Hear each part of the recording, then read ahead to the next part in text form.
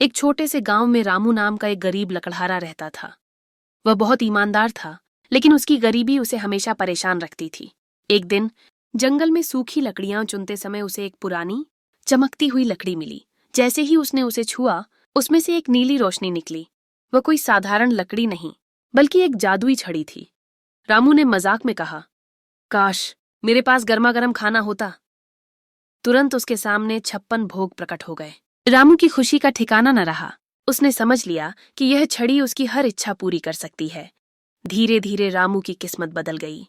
छड़ी की मदद से उसने एक बड़ा घर बना लिया, अच्छे कपड़े पहने और आलीशान जीवन जीने लगा। लेकिन जैसे जैसे उसके पास धन आया, उसकी ईमानदारी गायब होने लगी और लालच बढ़ने लगा। वह अब गांव वालों की मदद करने के बजाय उन पर रौब झाड़ने लगा।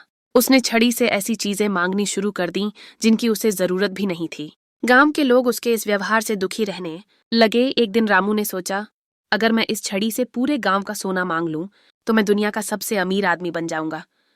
उसने छड़ी घुमाई और चिल्लाकर कहा, इस गांव का सारा सोना मेरे घर में भर दो। लेकिन इस बार कुछ अजीब हुआ। छड़ी से रोशनी के बजाय काला धुआं निकला। अचानक रामू का महल गायब हो गया। उसके कीमती कपड़े फटे हुए कपड़ों में बदल गए और वह वापस अपनी पुरानी झोपड़ी में पहुंच गया। छड़ी से एक गूंजती हुई आवाज आई, जादू केवल उनकी मदद करता है जिनका दिल साफ हो। लालच और अहंकार जादू को राख बना देते हैं।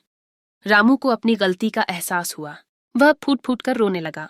उसने माफी मांगी और कसम खाई कि वह अब मेहनत से कमाएगा। जैसे ही उसने यह संकल्प लिया, छड़ी एक साधारण लकड़ी बन गई। इस कहानी से हमें यह शिक्षा मिलती है कि शॉर्टकट और जादू से मिली सफलता तब तक ही रहती है जब तक इंसान के विचार नेक हों। असली जादू हमारी मेहनत और दयालुता में छिपा होता है।